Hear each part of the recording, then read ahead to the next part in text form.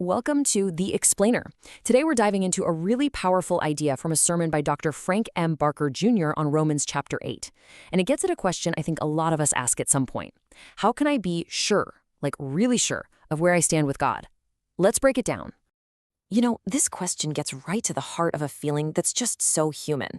That constant pressure to prove yourself, that nagging voice in your head that you're never quite good enough. It's kind of like imposter syndrome, right? The source material actually calls this a spirit of slavery, this life that's driven by fear. But, and this is the good part, it also points to a powerful way out. So here's our roadmap for today. First, we're going to tackle the question of assurance head on. Then we'll look at the outward evidence, what it looks like. After that, we'll dive into the inward shift from slavery to sonship. Next, we'll explore how the Spirit actually confirms this change inside of us, and we'll wrap it all up with the incredible inheritance that comes with it. All right, so let's jump right in with our first point, this whole question of assurance. Our guide for this is a key passage in the book of Romans, one that really zeroes in on how a person can go from being totally uncertain to having real, genuine confidence in their relationship with God. And this verse right here is really the heart of it all.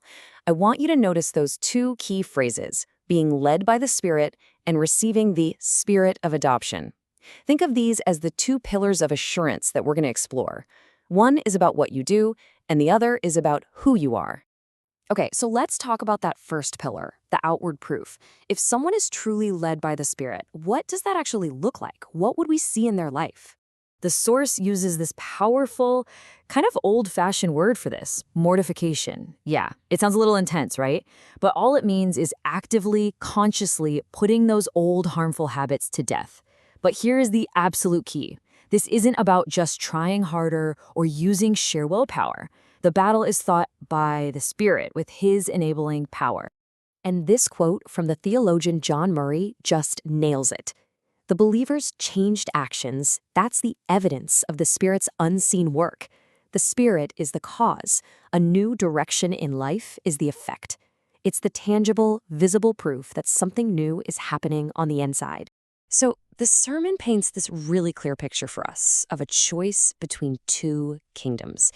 The idea is that every single person starts out in a kingdom of darkness by default, but through a conscious choice, what the source calls a translation, a person can literally be moved into the kingdom of God's Son.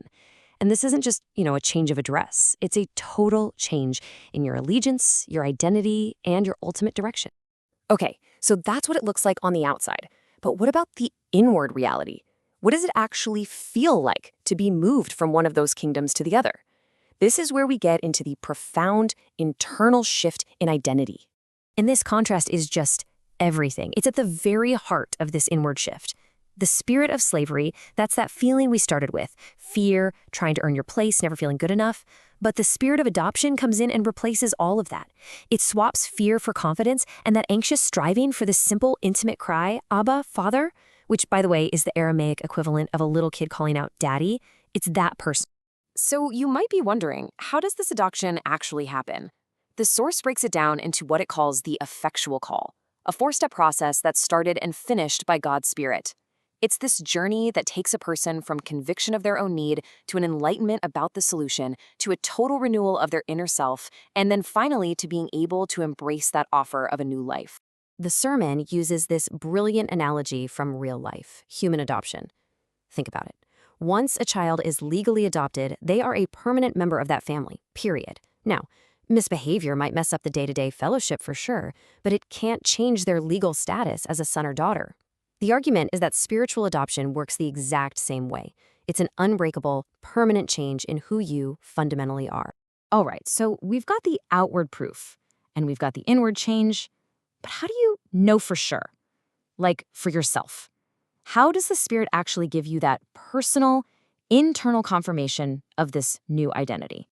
And boom, this next verse is where it all comes together. Notice that wording. The Spirit bears witness with our spirit. It's not a one-way street. It's described as this collaborative testimony where God's Spirit and our own inner self both arrive at the exact same conclusion. I am a child of God. And the source explains that this happens in a couple of ways. You can think of it as your heart and your head working together. First, there's the direct witness. That's that internal, deep down, intuitive sense that comes directly from God's Spirit. And then there's the deductive witness. That's where you look at the evidence, connecting the dots of your life, that growing desire for obedience, and you logically conclude, wow, a real change has actually happened here.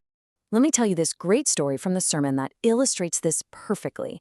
So there's this pilot, Bill Smith, and he becomes a Christian. The very next day, he's in a crisis during takeoff. His seat comes unbolted, and out of old habit, he curses.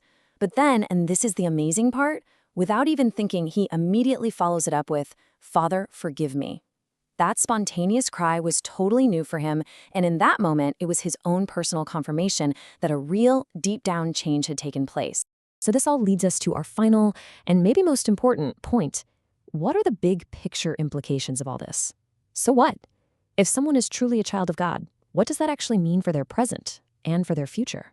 And the passage wraps up with this absolute bombshell. The logic is so simple. If you're a child, then you are an heir. And we're not just talking about inheriting a fortune here. This says we are heirs of God, sharing in the exact same inheritance as Christ himself. I mean, just let that sink in for a second. Theologian J.I. Packer captures this profound identity shift just so perfectly. It's not some abstract idea. It's a complete reorientation of your entire reality. It changes everything about who you are, where you belong, who your family is, and what your ultimate destination is. And that's really the big idea here. According to the source, truly grasping this, living out of this identity as an adopted, beloved child of God.